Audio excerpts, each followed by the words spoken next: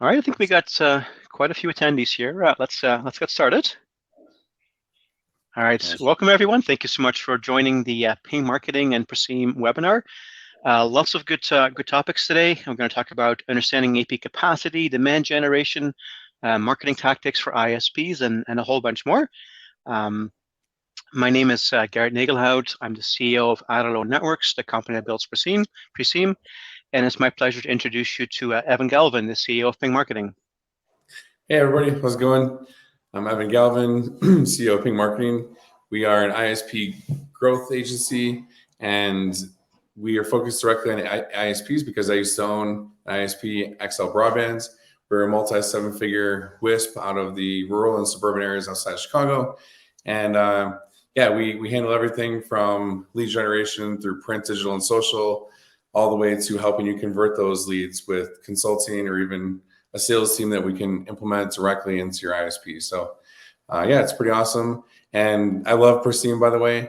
Right before I had my successful exit of my WISP, we implemented Preseem a little too late, but after we implemented it, I was like, oh my God, this just took care of so many of the customer issues that we had.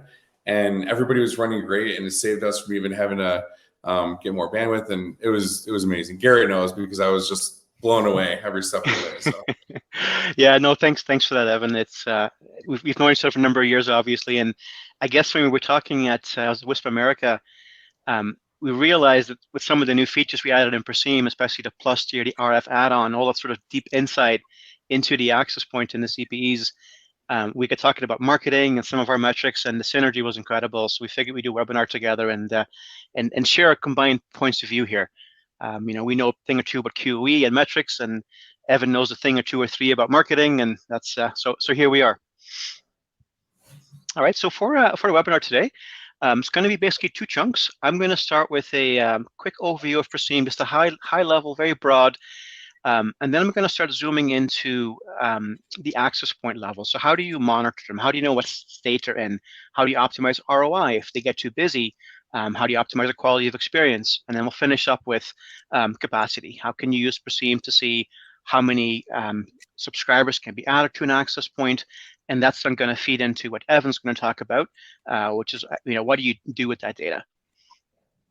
yeah, exactly. So from a business development standpoint, we're going to talk about our 5-step approach that we've been using for years and that we recommend for all of our clients. And different steps as far as collecting the data from Preseem and other sources, understanding what that data means, setting some goals, putting together your strategy, and then actually executing that plan. So it's going to be a pretty exciting day today. Awesome. Thanks, Evan. All right, so let's start with a very high-level overview of Preseem. Preseem, of course, is a quality of experience platform. We've been around for 6 years now. We've been doing this. And I guess the one big thing we've really evolved from, we used to be known as traffic optimization, traffic shaping, some basic metrics, but it's really evolved from that a lot. And one of my hats that I'm wearing as CEO still is I lead a customer success team. And as part of that, I have the pleasure of talking to many of our customers on a fairly regular basis, sort of as much as I can, honestly. And I always love I never get bored of talking how Preseem can help. I just this is what I do, right?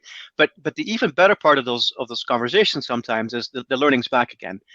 So particular pain points that our customers have, and also how they're using it. And the one thing that really sort of became obvious to me over the last year is our customers kept telling us, you are now becoming a core part of our business. We have many teams using Preseem.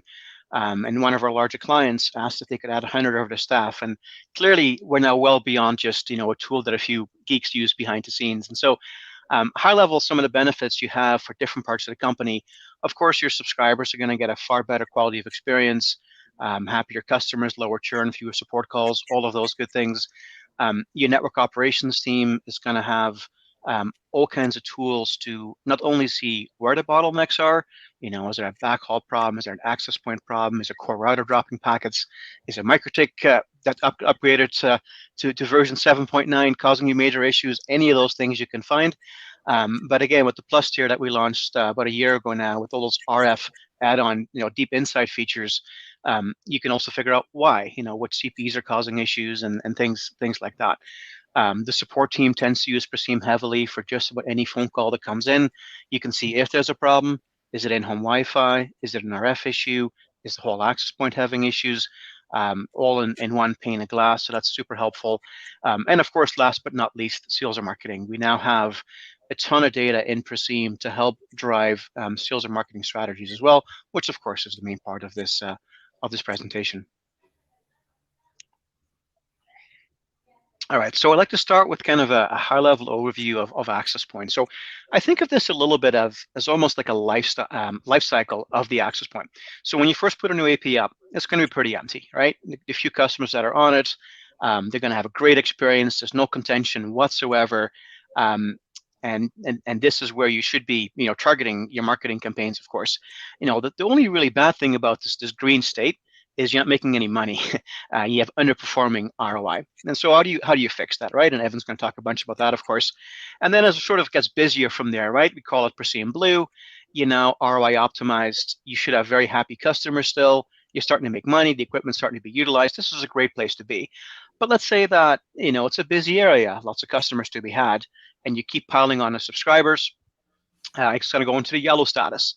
Now you're getting towards the edge of a good experience. If you're not careful, you're going to go into red and you're going to have bigger issues there. And really, there's, I think, a big decisions to make. Do you try and address this access point? Maybe there's things you can do to fix it. Add more capacity. Maybe you have to add channel width, add more APs. And I think a lot of this depends on, well, is there more demand to be had? Are there more subscribers in this area, even though it's getting pretty full? And it's worth it to go, and add capacity. In the meantime, a feature we released a couple of weeks ago now, almost a month ago, automatic AP shapers can help you through this because they'll automatically make sure that not too much bandwidth goes to the AP and the experience remains really good. More on that in a few slides. And then as you push beyond that and you go to red, either because too many subscribers, or maybe it's underperforming, some noise is snuck in, things like that. Now you're at much bigger danger of support calls, churn, negative reviews. And this is definitely time to take action. Automatic AP shaping, of course, helps you a lot in this case as well. So really the question then is, well, how do you know where the access point is? Is it green, blue, yellow, red? And with Preseem, sort of the classic features we had, we've always been able to tell what it is, and with the plus, we can also not tell you why. But so there's really two perspectives now. So the latency is a nice sort of external measurement. We know what subscribers are on the AP. We know what your latency is. We know what the peak times are. So Preseem calculates one latency number for every access point every day. It's a great way to see, is this AP delivering a good experience to your customers or not? Now, in parallel to that, then we have a ton of RF data we get from the access point, and like RSSI, modulation, you name it, RF related, it goes into Preseem. And then we have a ton of algorithms to compare it against, others just like it. There's all kinds of complicated math behind the scenes. But basically, we come up with a couple of scores that make it very simple to see, well, what's the access point actually at? So we have one called the AP Health Score. This looks at things like RF conditions, subscriber load, airtime, all kinds of things like that, and gives you a 0 to 10 score to tell you, is that AP in good shape or not? 10 being the highest, 0 being the lowest. And you tend to find that the AP health score and latency go hand in hand. High latency tends to be a poor health score. Now, if that isn't the case, maybe there's a backhaul problem or something else, for example. So it's nice to get those two perspectives. If you do have a poor health score, then the question often is it, and it's a bit of a spectrum, but is it overloaded or underperforming? The RF score gives you a pretty good hint towards that. Every CPE has the same 0 to 10 RF score, the connection between the AP and the CPE. This is the average of that at the AP level. So if the RF score is low, it's probably a fixed type scenario. It could be noise, could be alignment issues, could be a variety of things. And yes, again, more likely to be a fixed problem. Then you can go in the top right, there's a little screenshot of that, into the list of connections of all the CPEs connected to the access point to look at business value score. Business value score for a CPE is basically the impact of this CPE and the subscribers behind it, usually one, but it could be multiple, on the access point. So if you have somebody with a relatively poor RF and they're a heavy user, they're going to take a ton of airtime and resources on the AP. If you have, for example, one with a red business value, that's as bad as it gets, right? Which we see pretty regularly. If you can fix that, you might be able to add 3 or 4 new subscribers to take the sort of wasted time those CPs are creating. And of course, available subscriber capacity. This is for this given access point, its RF conditions, the usage behaviors of the subscribers on that AP already. How many more like that could you add? I'm going to come back to that one at the end of my portion because that's one of the key ones for the marketing side as well. All right, so next we'll talk a little bit about what happens when you've pushed an AP too hard and too far, right? The dangers of doing that. And so if you're increasing bandwidth, as long as you're below its threshold, everything is good. You're going to get good latency. Your good put, which is basically bandwidth at a good experience, still is going to be great. But as soon as you reach that threshold where the AP can no longer keep up, you're going to see the latency shooting up and the good put coming down. And it's pretty simple. The AP simply has more data coming in than it can transmit. It's going to start buffering those packets. Buffering those packets means latency gets added, and your customers feel this. Web pages load slowly, VoIP starts breaking up, gaming becomes laggy, all of those things. And so obviously not a place you want to be. One of the features that we released just a few weeks ago is the auto AP capacity management feature. So what we do, and again, this is kind of all high level in this area here, but just to give a bit of perspective, Preseem knows the network topology, so what subscribers are on what access points. We understand the access point performance, RF conditions, everything else. We also have a huge data set across from many hundreds of customers, tens of thousands of access points to calibrate all that. And basically what happens is Preseem, for supported access points, will calculate the sort of ideal rate to shape it to every day. So it can change a bit. As you're making fixes, it go a little bit higher. If something, RF problems sneak in, it goes a little bit lower. But basically, it's set and forget. You turn this on, Preseem will shape the connection for the AP automatically. And so even if you have a busy access point, you're still going to get happy subscribers. And again, whether you leave it like this or you want to expand, I think sales and marketing is going to give you a lot of feedback into how much more demand is there in this area, or whether to just leave it be at this point. And then just a little bit on shaping. Again, I'm not going to go super deep on this part, but really the idea with shaping is we have subscriber level shapers and now the automatic access point level shapers. The goal behind subscriber shapers is simply when they hit their plan speed, it still feels fast. We're not trying to artificially reduce traffic or anything like that. As a matter of fact, we're big believers in the more capacity, more bandwidth you can deliver to your customers, the happier your customer base is going to be. And basically what happens when a subscriber is maxed out, anything small and interactive like gaming, VoIP, browsing, automatically gets prioritized. No packet loss, no buffering, and any of the big things like streaming video, downloads, upgrades, each get their own queue. Something called active queue management keeps the latency nice and low. And really, again, the net effect on your customers is it still feels fast when they max out their plan speed. Access points then this access point shapers add a layer to that. Think of it as a hierarchy. It'll now set an envelope for all these subscribers together, can't have more than, say, 100 megabits.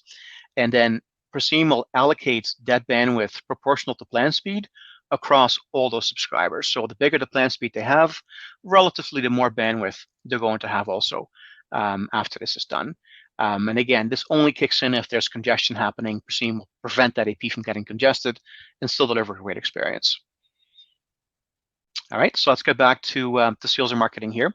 So one other thing that I kept hearing from our customer base was there seems to be this, and some are more polite than others about it, but there seemed to be this tension between the network engineering team and the sales and marketing team, and it manifested itself in a bunch of different ways. Sometimes the sales and marketing team didn't have a good sense of where they could sell, where the capacity was. Sometimes the engineering team provided it, but they were far too conservative. And now the sales and marketing team was, screaming at them because, well, they couldn't sell as much as they wanted to sell. And really, I think this should be two symbiotic teams, symbiotic relationships working together. And what we're trying to do with the available subscriber capacity number is to make that happen. So with the score, you basically have a very objective, data-driven number to see for every access point, how many subscribers can be added to this access point. So anything with lots of capacity, then, as Evan's going to talk about, sell, sell, sell, right? That's where you want to do your marketing. Anything with no capacity, if there is still demand, that's probably where you focus your attention on the engineering side. Add more capacity, fix things, fix those poor business value scores, increase channel widths, put up more APs, whatever the case might be. But I think the team should work together very closely. And again, I hope that this data, well, I've heard good feedback on it. This data should really help with that. And then, yeah, one last slide for me. The marketing, I think, is, and Evan knows this much better than I do, but is often going to be site-based, maybe some AP-based as well. Is very simple to export from Preseem into, this is a Google Sheet I took a screenshot of, and to sort things by site and by access point. And you can trivially see, how many subscribers can be added to each site, to every access point, how many are already on there. And I think this can be a good input to the sales or marketing team to drive their activity as well. If any of you would like a copy of the spreadsheet, just ping our support team, and we'll give you a copy just to use for yourself. All right, so there's my portion. Evan, over to you. Awesome, thanks, Garrett. And just a quick, funny little story here. That pressure washer I was talking to you about on the other side of the house, wondering if you could hear it. They actually were setting up like right outside of this window for a minute, and I was like, "Hey guys, can we maybe pick any other location besides right here?" So anyway, kind of funny. So yeah, let's go ahead and talk a little bit about the benefits of business intelligence. And today we're going to be looking at it from a business development perspective. So with business intelligence, awesome tools like Preseem, it'll allow you to make data-driven decisions. Hey, we need more capacity here, or hey, there's demand here, kind of thing. Also, having all of your history and let me just close this window. I'm sorry, guys. Hang on one second.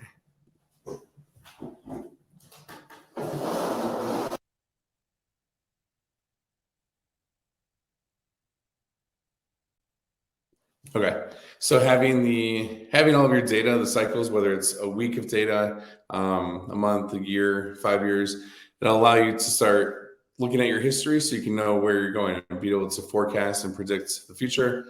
Also loading in things about your competitors and their data as far as how often they're changing their plans or running promos, and just different cities that they're announcing that they're expanding to will help you get a finger on the pulse of what they're doing as well.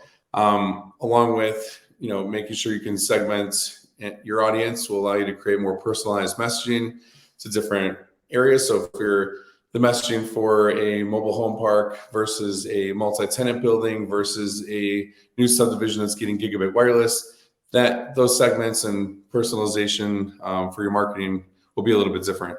Also, from a performance monitoring perspective, like we talked about, using Preseem's data, you'll be able to see exactly where the demand is or which APs are maxed out and where you need more infrastructure. And a lot of this data can help you with financial planning as well. We were a qualified bidder in RDOF, and we built a financial model that went out 11 years, and it allowed us to see exactly when we would need to hire more techs, and however many techs meant more vans. And for every so many field techs meant another manager and another storage unit at different locations. So, and all the way to the penny, we were able to project out exactly how much the project's going to cost over an 11-year period. It's pretty cool. So all that combined will help improve operational efficiencies, and being able to measure your customer satisfaction will help you see where you're at, so you can know where you want to be. If your customers aren't as satisfied as you like, you could put steps in place to help improve that. And then just minimizing risk. And then now that your team is out of the firefighting mode and actually able to see your history and be able to predict the future, it allows a less stressful work environment and allows for a lot more innovation and things like that. By the way, Garrett, just a quick side note, with the window closed, is there a pretty big echo, or is it okay? You're all good. I can't hear anything. All right, cool. Thanks. All right, awesome. So let's go ahead and talk about the 5-step approach that we've been using for years and that we recommend for any ISP that's looking to grow. First step would be to collect the data from all the different sources. This could be the data from Preseem on your infrastructure, and especially where the capacity is and things like that. along with your audience data, as far as like from GIS perspective, demographic data, even your Facebook audiences and the data that it shows there, along with your Google Analytics. So once you have that data all collected, you want to know what does it mean? What are you going to actually derive from the data that you're observing? And then now that you have that history, you can set some goals of where you want to go, and then create your strategy, and then put a plan together that you can action. So let's talk a little bit about the data that Preseem is handing off, which is so exciting because to be able to see how many more customers you can add to a site instantly allows you to say how much more money is being left on the table, that you could go out there and advertise and get some more customers and bring it in. So for example, on some of these micro pops, like the Game Ranch micro pop, there's nine customers on that one, and it can handle a total of 81. So there's a lot of room for growth there. And if we look at all of these sites together, we can actually see there's 291 potential subscribers that we can add on all the infrastructure that's on here right now. And if we're looking at adding just 24 customers a month over a 12-month period at a $65 a month ARPU, then we can actually bring in another $1,576 a month each month for a year, which all of those potential customers, 291, adds up to $18,915 of potential monthly recurring revenue that's out there, which is awesome. And I mean, that's a lot of really good information to know that it's just out there waiting. And I'm going to show you some different ways that you can reach out to these potential areas to actually turn that opportunity and that capacity into actual revenue. But over that first year, it's 122,000, almost 123,000 of revenue if you're adding just 24 customers a month out of these particular sites. And if your customers stay with you for 60 months, I know a lot of ISPs we talk to, they say, hey, we've got customers that stay with us 7-8 years. Some say, say more than that. But if we just say average, 5 years, that's $1.134 million of potential revenue just on these sites here. So if you have a lot more sites with a lot more capacity, it could be even more. So here's some of the data from your in-service area leads that come in. So I'm a big fan of marketing to your entire coverage area. We did it with XL Broadband. We also did it. We also recommend all of our clients to market their entire service area.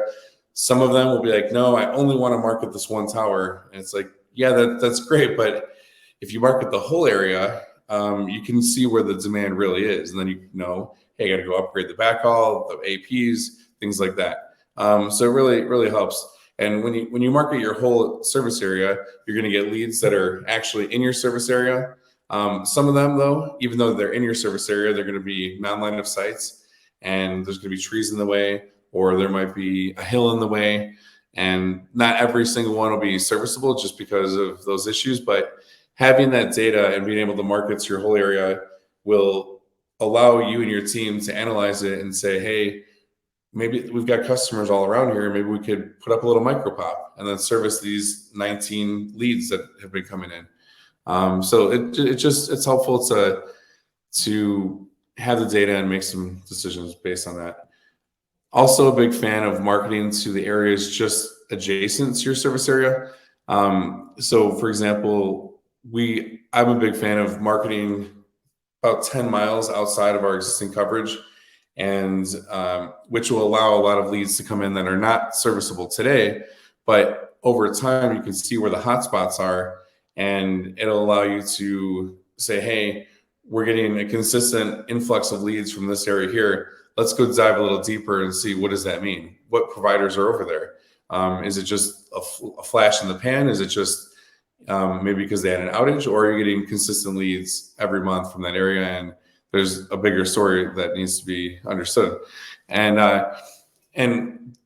from there, you can actually, even if you're getting leads from outside your service area and have discussions internally about that data, sometimes that's not enough to really decide on where to build next. Sometimes we like to put together campaigns to allow them to pre-sign up and actually, whether it's the commitment of just signing their name or putting a deposit down or prepaying 1, 2, or 3 years and getting several people to do so in order to really show you where the demand is. Are you guys serious about wanting new internet, or are you just saying that? Well, if you're serious, then maybe you'll be willing to prepay. And having certain areas compete against each other also really motivates people who want internet. Okay, so after you understand the data and you want to establish your goals, and collaborating with your sales and marketing teams and your networking teams is a big deal, and it's very important, like Garrett was saying. This is all about balancing your capacity with the demand, your supply and demand.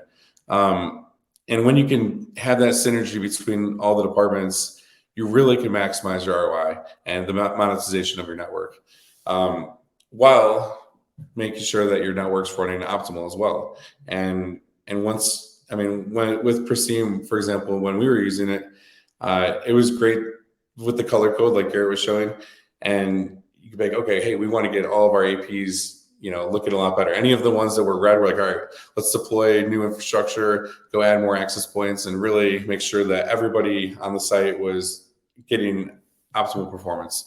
So it really, really helps make sure that you can have an effective field service and operations and back office overall. So, and then, of course, if you're working with networking, you can make sure that if there's a lot of backhauls to the site and the site only has maybe an Omni and a couple horns, you can easily add, if you're like, hey, we've got a lot of demand in this area, what do we need to do to set this site up to handle 5 times the capacity that it has now, so we could really hit it hard from a marketing perspective. And these are all conversations you can have with your departments once you understand the market, what's there, what the demand is, and what the potential capacity is. So from there, you're going to want to create your go-to-market strategy. And we use a lot of different tactics for different capacity and demand levels. So for example, if you have a site like Garrett was showing that, and there's a further breakdown that it'll show which sectors particularly have a lot of capacity.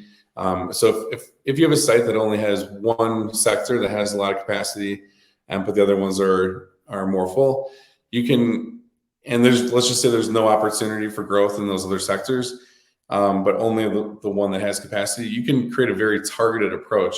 And so, for example, what I would do would be to email the leads that have came through over time on that particular sector.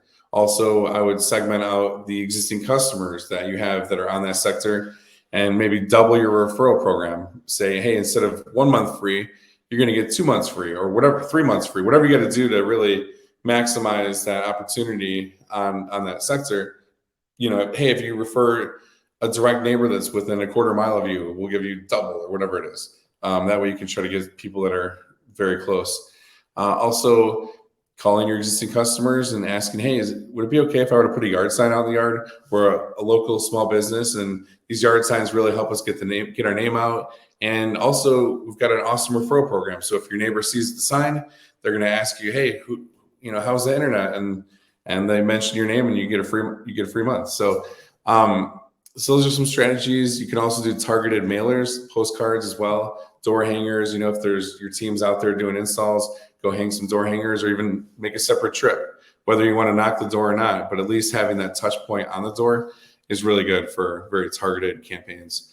Now, if you're looking for a more broad campaign, so if the entire site has a lot of capacity, or if, let's just say, you built several new sites in a particular region that all have a lot of capacity, you can take a more broad approach and bring in digital and social media marketing campaigns. For example, Google ads, Facebook, Instagram, TikTok, Nextdoor ads, YouTube ads, and in combination, in conjunction with all the other tactics that we just mentioned, you can add those more broad tactics on there as well, because you'll get a pretty substantial ROI on those, because you can generate leads at a very low cost with Google, Facebook, Instagram, things like that. So all this is really just to help fill in your existing areas that you have demands. Also, and that could be your existing sites that you have, or new sites that might need to go in that are inside your service area, or even new sites that need to go in that are just outside of your service area. So it's really good to put a plan together for all of those scenarios, and even the very worst case scenario, because not everybody's in the market to buy internet today, right? It's so all of your campaigns and all of your efforts with your vehicles driving by, with your graphics on them, every touch point is another touch point in the mind of a potential customer. So someday when their internet cuts out, or it starts running slow, or their ISP raises their bill and they didn't want that to happen, what alternative ISP are they going to think of? You. So it has a branding and awareness effect as well. So, and then making sure that your reputation is good. So after you turn these potential customers into customers, make sure you're communicating with them, make sure they're happy, following up with them. You can even have your existing support team and field techs asking for Google reviews if they truly have been making sure that the customers are happy. So, okay, now the last step is the execution of the plan. And what's the most important step in the execution of the plan? I'll tell you, it's executive buy-in, okay? And what that means is, like, we can, as owners or operators of businesses or managers, or even anyone in the business, we can have all these great ideas, right? And we could be talking to other people in our business about them. But unless we get the buy-in from the team and we explain why we want to make these changes, it's not going to be as successful as if it it's not going to be as successful unless we get the buy-in from the team. So I recommend explaining why you want to, take this approach, why you want to add more capacity, what you're going to be doing from a sales and marketing initiative, and explain, hey guys, growth can be really good if it's done right. Growth means we get more customers, everybody can get paid more benefits in the company we can get a new office, more vehicles, more nicer new equipment. So growth can be very good if it's done right. And usually it's done right when you have the buy-in from your team.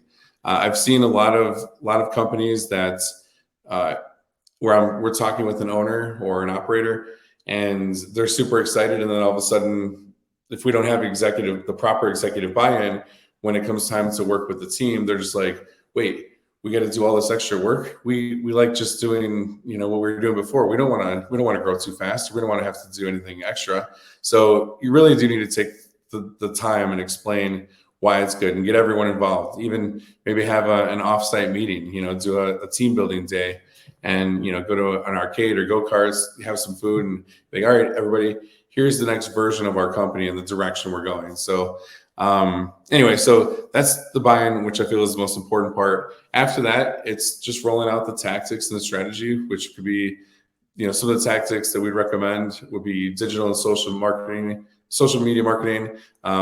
Google, Facebook are definitely the top performers as far as the volume of leads and the low cost per lead.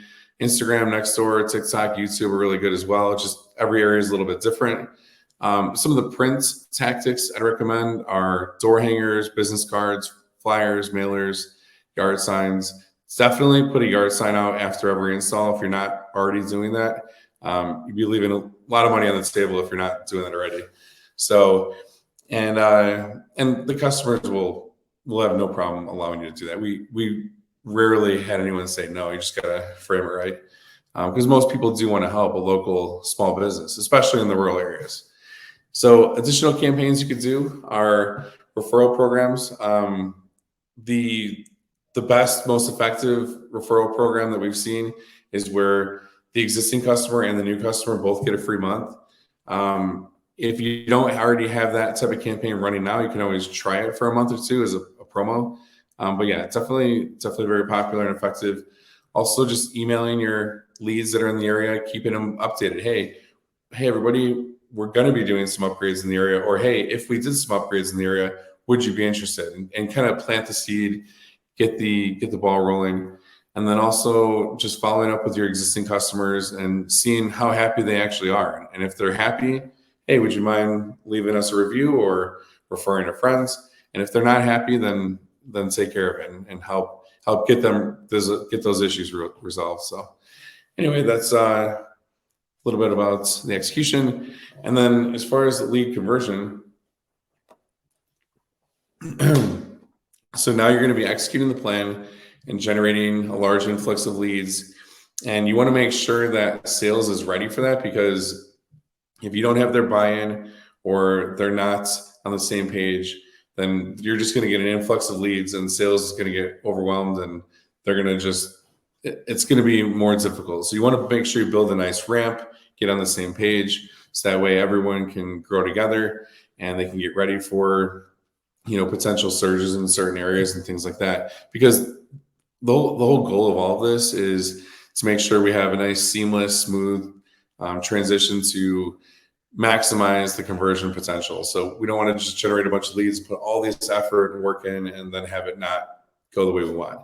So that's just a little bit about lead conversion. And if you guys ever need any help at all with consulting, we've definitely trained.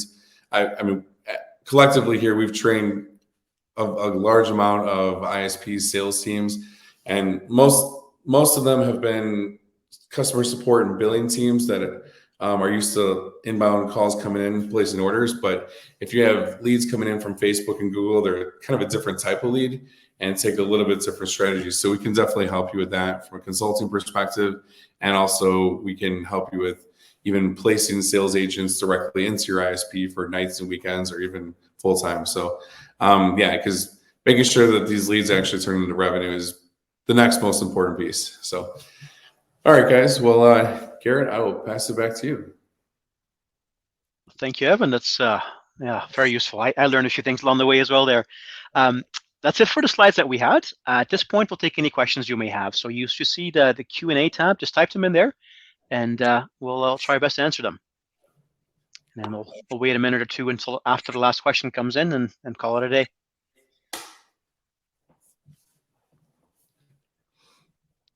Got to be some questions. We had a pretty large group today. Yeah.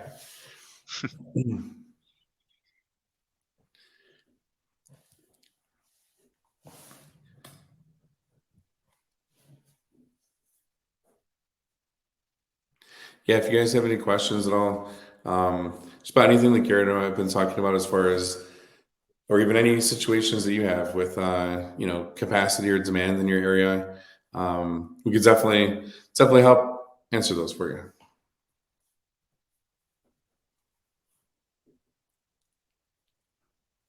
Perhaps we were too thorough. Yeah, yeah.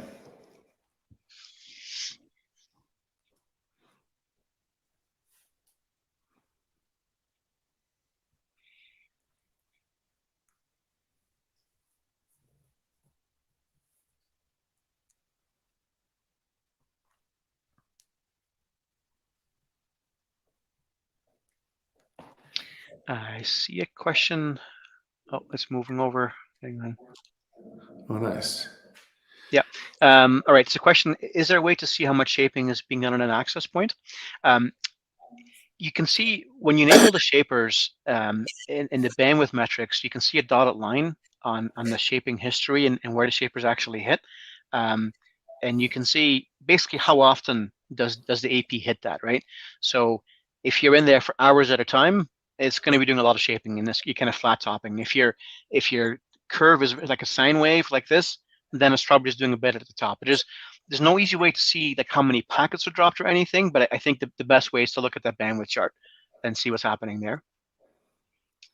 Yeah. Okay. I did see another question pop up. Someone was asking, is there a way to automate, like pulling customer satisfaction and asking for reviews? Absolutely. You could definitely send an automated email out to you. Got to make sure you follow Google. If you're trying to generate Google reviews, you need to make sure you're following Google's guidelines, which are very strict on how you do that. But as long as you're following the guidelines, you can definitely automate ways to reach out and then ask customers how they're doing, and then follow up with the ones that are having a great experience. Ask them for a review.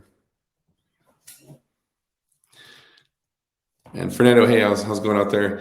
Say hi to Phil for me.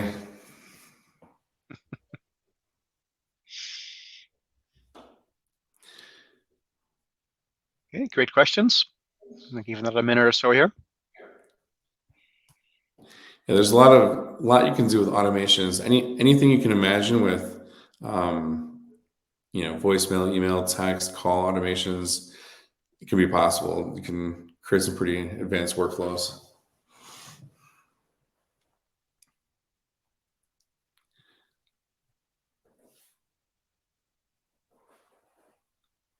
Okay, and as Angie said, we will be sending a recording as well of this webinar to everybody. Yeah, I guess Garrett, there is one part that I did leave out as far as from a marketing perspective. So for the sites, now, I'm sorry I left this out, guys. I had a mental note to remember to bring it up, but one massive tactic that we use all the time that I recommend for all the ISPs that we work with, and even the ones we don't, is when you're launching a new site, or even if you have a site that needs capacity or has capacity that needs more customers, you can actually just, whether you climb the grain elevator, climb the tower, or you're at the bottom of the tower, just pull out your phone and just hit record. It'd be like, hey, everybody, I'm over here in front of Grant Park, and then like the town is down below, and be like, we just got done installing, gigabit access points or whatever it is, 100 megs to the home, gigabits to the home. So you guys are all going to be able to stream and game and work from home as much as you like. And actually just making that personalized content is such a game changer, and it'll make you famous in your local areas. I mean, I didn't realize how many people knew me because of my videos, but there was, you go to the grocery store or whatever, like, oh, I see you.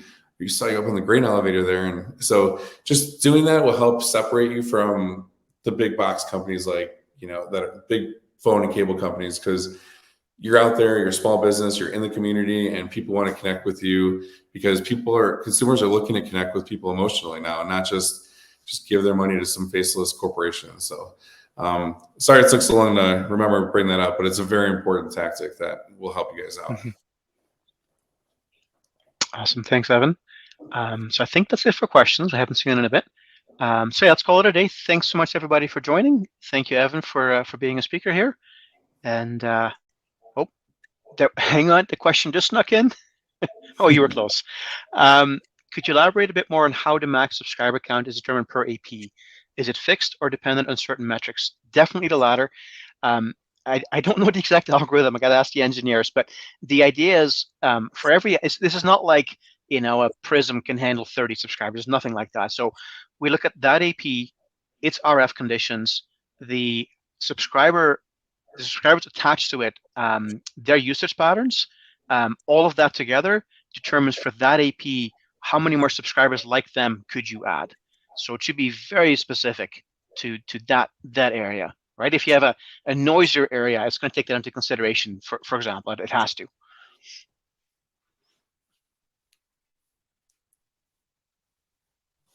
Nice.